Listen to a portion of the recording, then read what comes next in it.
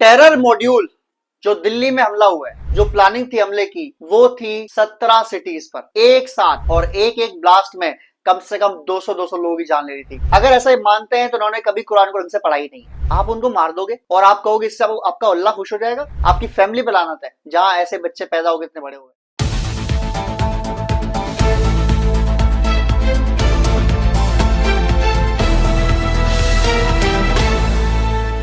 Terror module जो दिल्ली में हमला हुआ है, जो दिल्ली में विस्फोट हुआ है, एक्चुअली इसकी प्लानिंग यहां नहीं थी, इसकी प्लानिंग कहीं और थी। ये हम आपको पिछले वीडियो बता चुके हैं, लेकिन अब इसकी प्लानिंग के राज खुलते जा रहे हैं। आज हम बताएंगे आपको कि ये जो डॉक्टर उमर था या जिहादी उमर था, इस घटिया इंसान की और जिहादन शाहीन अंसारी, जिहादी परवेज अंसारी, जिहादी मुजम्मिल और ऐसे कई सारे जिहादी जिनके नाम अभी सामने आने बाकी हैं, इन सब जिहादियों की जो सोच थी, जो प्लानिंग थी हमले की, वो थी 17 सिटीज पर एक साथ। और दिन उन्होंने चुना था 6 दिसंबर, जिस दिन बाबरी मस्जिद, जो बाबरी ढांचा था, वो शहीद हुआ था, इसे मानते हैं लोग। जो बाबरी ढांचा तोड़ा गया, जहां राम मंदिर बना है, वहां यानी उस दिन इनको 17 सिटीज में 17 अलग अलग जगह पर हमले करने थे, और एक एक ब्लास्ट में कम से कम 200-200 लोगों की जान ले रही थी। यानी इनका प्लानिंग था करीबन 4 से 5 हजार लोगों की जान लेना, ये इनका प्लान था। जिसमें दिल्ली में 4 से 6 जगह धमाके करने थे इनको, और बाकी के 12 शहर अलग। फरीदाबाद में धमाके करने थे इनको, कानपुर में करने थे, लखनऊ में करने थे इन्हें, जम्मू में करने थे इन्हें, सहारनपुर में करने थे इन्हें, आगरा में करने थे इन्हें। यानी इनकी प्लानिंग जो थी बहुत ज्यादा बड़ी थी। दिल्ली में 4 से 6 जगह धमाके, और उसके अलावा 8 से 10 शहर और 17 अलग अलग जगह पर इनके धमाकों की प्लानिंग थी। और उसका एक ही मकसद था, भारत में डर फैलाना, भारत में एक्ट ऑफ टेरर फैलाना। लेकिन भारत सरकार ने जो कल घोषणा कर दी कि हम इसे एक्ट ऑफ टेरर मानते हैं, और एक्ट ऑफ टेरर मानने का जैसे ही लाइन लिखी गई, पाकिस्तान में हड़कंप बच गया। क्योंकि पाकिस्तान को पता है कि जो एक्ट ऑफ टेरर है उसमें भारत सरकार की क्या नीति है। गवर्नमेंट ऑफ इंडिया ये कहती है कि जो एक्ट ऑफ टेरर है, अगर एक्ट ऑफ टेरर कोई करता है भारत में, तो उसके बाद उसे एक्ट ऑफ वॉर माना जाएगा, और फिर हम हर तरीके के हमले करने के लिए, हर तरीके की सजा देने के लिए बिल्कुल स्वतंत्र है, आजाद है। हमें ना किसी देश की ना किसी और चीज की परवाह है। पर उससे पहले आप ये समझिए कि ये जो हमारे अंदर बैठे लोग हैं, जिनके अंदर पाकिस्तानियत बस रही है, जिनके अंदर वो सोच पनप रही है कि हम भारत के लोगों को मारे, भारत के आम शहरी को मारे, और इसे ये मानते हैं कि इससे अल्लाह खुश होगा। अगर ऐसा ही मानते हैं तो उन्होंने कभी कुरान को ढंग से पढ़ा ही नहीं है। क्योंकि जिस कुरान में ये लिखा हो कि दूसरों की हेल्प करो, दूसरों की मदद करो, कोई मजलूम हो उसकी मदद करो, कोई गरीब हो उसकी मदद करो, उसमें ऐसा कैसे लिख सकते हैं कि जाके लोगों को मार दो और इसके बाद तुम्हें जन्नत नसीब होगी? ये तो पॉसिबल ही नहीं है। मैं कुरान का कोई विशेषज्ञ नहीं हूं, पर मैं इतना खुलेआम कह सकता हूं कि कोई भी धर्म की किताब, और कुरान तो ये मानते हैं कि अल्लाह ने खुद लिखी है, अल्लाह की आवाज है, तो अगर ऐसा है तो कोई भी खुदा, कोई भगवान ये नहीं कह सकता कि आप दूसरों को मारते और उससे मैं खुश हो जाऊंगा। ये पॉसिबल ही नहीं है, कम से कम मैं तो ये नहीं मानता। और अगर आप में से कोई कुरान का विशेषज्ञ है तो इस बात की मुझे कोई बता दें कि हाँ भाई ऐसा बताया गया कुरान में कि लोगों को मारना बहुत सही है, और वो भी निर्दोष लोगों को, जिन्होंने कुछ किया ही नहीं है आपके खिलाफ। जो कोई रोजी रोटी कमाने के लिए रिक्शा चला रहा है, जो कोई रोजी रोटी कमाने के लिए केमिस्ट पर दवाइयां बेच रहा है, जो कोई रोजी रोटी कमाने के लिए सब्जियां बेच रहा है, जो बेचारा थका आ रहा ऑफिस से घर आने के लिए जा रहा है, जिसके बच्चे उसका इंतजार कर रहे हैं, आप उनको मार दोगे और आप कहोगे इससे आपका अल्लाह खुश हो जाएगा? आपकी सोच पर ही लानत है भाई, आपके पढ़ाने वालों पे लानत है, आपकी फैमिली पे लानत है जहां ऐसे बच्चे पैदा हो गए, इतने बड़े हो गए। बचपन में गला घोट देना चाहिए ऐसे बच्चों का, तो जिनकी सोच ये है। अगर ये कामयाब हो जाता 17 सिटीज पर, तब भारत सरकार क्या करती? वही काम भारत सरकार को अब करना चाहिए। हम क्यों वेट करें कि हमारे 2-4-5 हजार लोग मर जाएं और फिर हम पाकिस्तान का सफाया करते हैं? हम क्यों नहीं ये 12-15 वहां जो लोग मर चुके हैं, जिनका 13 ऑफिशियल आंकड़ा है कि मर चुके हैं, तो इतने लोगों की जान का बदला हम 13,000 पाकिस्तानी से जान से क्यों नहीं लेते? क्यों नहीं हम 13,000 पाकिस्तानी फौजी शहीद कर देते? एक के बदले 1,000 हम ये आंकड़ा क्यों नहीं कर देते? और अगर हम ऐसा नहीं करेंगे तो क्या पाकिस्तान और पाकिस्तान जैसे सोच रखने वाले देश, जिसमें बांग्लादेश भी है, जिसमें तुर्की भी शामिल हो गया है, क्या ये रुक जाएंगे? क्या भारत सरकार को ये बताना जरूरी नहीं है कि यार अब तुमको मारेंगे हम घर पे घुस के? भारत सरकार को जरूर मारना है, और भारत सरकार अब दो काम करे।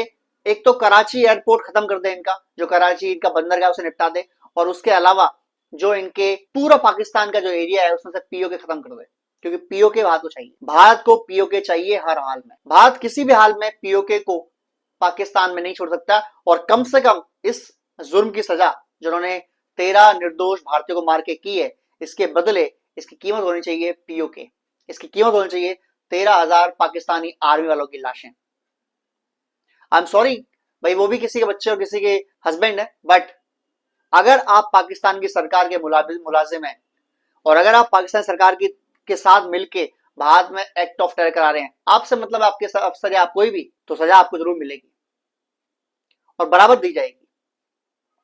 बिल्कुल बख्शा नहीं जाएगा कि आप चलो ठीक है यार, हम बाद में चलो 13 मर गए कोई बात नहीं, 1300 थोड़ी मरे हैं, 13,000 नहीं मरे। इसको मानो कि 13,000 मरे हैं भारतीय, इसको मानो अगर इनका प्लान सक्सेसफुल होता, अगर ये पूरे प्लान पर बम विस्फोट करा पाते, तो कितने लोग मरते, तो कितने भारतीय मरते। इसको इस तरीके से आंकड़ो, और जितना लगे कि हाँ इन्होंने इतने, उसके हिसाब से 10 गुना कर दो। अगर इनकी प्लानिंग थी भारत में 4 से 5,000 लोग मारने की, 10 गुना कर दो, 40 से 50,000 पाकिस्तानी को मारो। सबसे ज्यादा इनके आर्मी, आईएसआई और आतंकवादी, इनको निपटाओ। बाकी आम जनता से हमारा कोई लेना देना नहीं है, लेकिन अगर कुछ लोग मरेंगे तो मरेंगे यार, हमारे भी मर रहे हैं, हम क्या करें? हम क्या करें? या तो आप अपने जो ये लीडर्स हैं इनको रोको, और इसके पीछे एक और रीजन है। आसिम मुनीर जो पाकिस्तान का अभी तक पहले आर्मी चीफ था, फिर फील्ड मार्शल हो गया, अब उस भाई ने जिंदगी भर आर्मी चीफ रहने की पास करा ली है, अपने संसद से बिल पास करा लिया, और इसके खिलाफ थे एयरफोर्स और नेवी के चीफ्स, और बाकी की जो आर्मी के जो लीडर्स हैं, जो सेकंड ग्रेड लीडर्स थे, जिनको बाद में आर्मी चीफ बनना था, वो खिलाफ थे इसके कि भाई आसिम मुनीर को लाइफ टाइम का लिए मत बनाओ आप। और इस चक्कर में आसिम मुनीर ने कहा कि भारत में फैला हुआ आतंकवाद, उससे भारत हमला करने के लिए जरूर आएगा पाकिस्तान के ऊपर, और फिर पाकिस्तान में मुझे बनाया जाएगा कमांडर इन चीफ, यानी कि आर्मी का तो लीडर मैं हुई, साथ में नेवी और एयरफोर्स का बनाया जाएगा, और मेरे पास जिंदगी भर के लिए ये चीफ रहेगा। ये बिल पास हो गया पाकिस्तान में, कल ही पास हो गई, बाद परसों हमला हुआ और कल ही पास हो गया। अब ये उसको इनाम दी गई है कि तूने बाद में हमला करवा दिया, या डर के मारे कि अब भारत हमला करेगा, भारत छोड़ेगा नहीं पाकिस्तान को, तो इस चक्कर में पाकिस्तान की संसद ने पास कर दिया बिल कि चलो यार आसिम मुनीर को बना दो। और जो हिचके हिचके बैठे थे, चाहे वो एयरफोर्स के चीफ हो पाकिस्तान के, चाहे वो नेवी के चीफ हो पाकिस्तान के, उन्होंने भी बोल दिया चलो ठीक है यार बनाओ इसको, क्योंकि लड़ाई तो होने वाली है।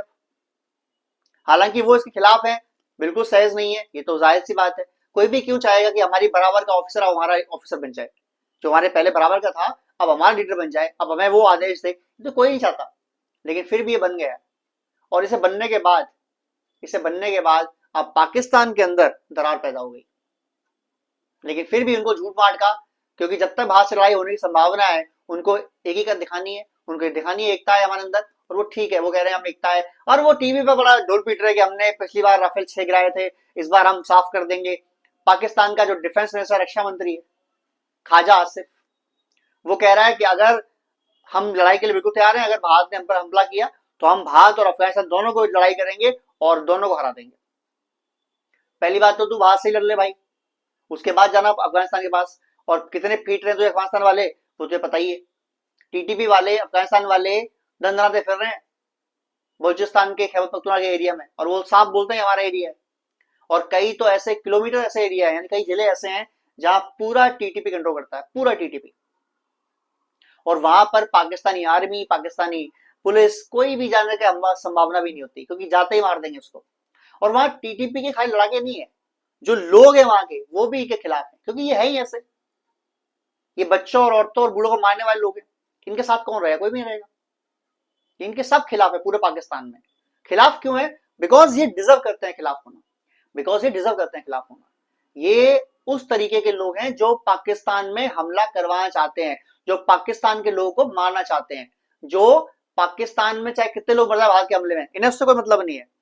इन्हें इससे मतलब है कि भारत जब हमला करेगा तो Asim Munir commander in chief बन जाएगा, डर के मारे सारी संसद बिल पास कर देगी।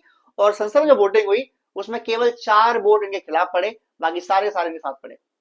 यानी सबने बोला कि हाँ बना दो जी, कमांडर इन चीफ बना दो फील्ड मार्शल उर्फ प्रीवियस आर्मी चीफ को, और हमेशा के लिए इनको दे दो तमगा आर्मी चीफ होने के लिए। अच्छा, एक और बिल पास हो गया उसमें, उस बिल में एक और सब सपोर्टेड बिल भी है।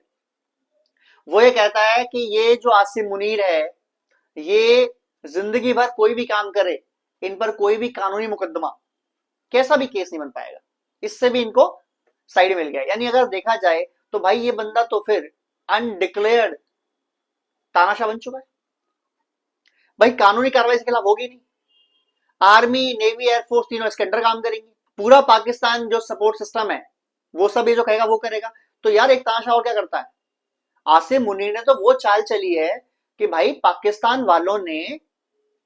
वालों ने इस आसिम मुनीर को बिना आर्मी कू करे, यानी बिना आर्मी के इस्तेमाल करे, पाकिस्तान का तानाशाह मान लिया। और ये तो आर्मी कू हो चुकी है ऑलरेडी, बस इसमें आर्मी का इस्तेमाल नहीं किया गया, किसी को मारा नहीं किया, प्रधानमंत्री जेल नहीं गया इसमें। प्रधानमंत्री शहबाज शरीफ जो नाम के लिए भी चलो सही है, लेकिन है प्रधानमंत्री, उसकी पूरी कैबिनेट है, रक्षा मंत्री है, फॉरेन मिनिस्टर है, सब है, चलती किसी की नहीं, वो अलग बात है, सब चपरासी है, 2 पैसे की इनको औकात नहीं है वहां। क्योंकि कायदे में डिफेंस मिनिस्टर जो होता है वो ऊपर होता है army chief, air force chief, navy chief से, बट इनके यहाँ पीएम ऊपर नहीं है, तो ये डिफेंस चीफ, ये डिफेंस मिनिस्टर तो क्या ही औकात रखता होगा। तो ये सारा जो प्लान है ये आसिम मुनीर का प्लान था कि भारत में हमला करवाओ, और जब भारत रिटेलिएट करने की कोशिश करेगा तो डर के मारे ये जो मेरा कमांडर चीफ बनने सपना है, जो पूरा पाकिस्तान के ऊपर तानाशाही राज करने सपना है, ये जो रोक रहे हैं लोग, ये फिर रोकेंगे नहीं। मैं ऑटोमेटिक बन जाऊंगा पाकिस्तान का कमांडर इन चीफ, और जैसे मैं बन जाऊंगा मैं पूरा पाकिस्तान कंट्रोल करूंगा, पूरा पाकिस्तान कंट्रोल करूंगा एकदम, और कोई मुझे रोकने वाला नहीं है, कोई भी रोकने वाला नहीं। और उसकी वो मनोकामना पूरी हो गई। अब भारत सरकार क्या करती है, भारत सरकार का ये फर्ज बनता है कि इस आसिम मुनीर को, जिसने पहले पहलगाम फील्ड भाषा बनने के लिए, फिर ये Delhi bomb blast commander in chief बनने के लिए, ये जो करवाया है, इसको कान पकड़ के उठा के दिल्ली लेके आओ और जहां की जेल में उठा लगो, तब इसका हिसाब पूरा होगा। और साथ साथ जितने पाकिस्तानी प्रेमी भारत में, इनको उठा के जेल में बंद करो। एक बार जो लड़ाई होनी है हो जाए यार। वो कहते हैं न्यूक्लियर बॉम्ब मार देंगे, फलाना मार देंगे, निमकाना मार देंगे, मारने दो। हर चीज का एक प्राइस होता है, हम पे करने तैयार है। अगर लड़ाई होगी तो होगी, कौन रोक लेगा उसको, कोई रोकने वाला नहीं है। लड़ाई होगी तो होगी, ठीक है, और होनी ही चाहिए। ये रोज रोज कभी 10 मर गए, कभी 20 मर गए, कभी 50 मर गए, ये क्यों? कोई भी आम आदमी ये जिंदगी, ये मौत डिजर्व नहीं करता भाई। ये क्यों हम शहादत देंगे ऐसे लोगों की? बिल्कुल नहीं देंगे, वो भी इन जिहादियों के लिए, इन हिजड़ों के लिए, बिल्कुल भी नहीं। अगर वो न्यूक्लियर बम मारते हैं, मारने दो, 10-20 लाख, 1-2 करोड़ लोग मर जाएंगे हमारे, मरने दो, हम तैयार हैं, लेकिन बदले में पूरा पाकिस्तान मर जाना चाहिए।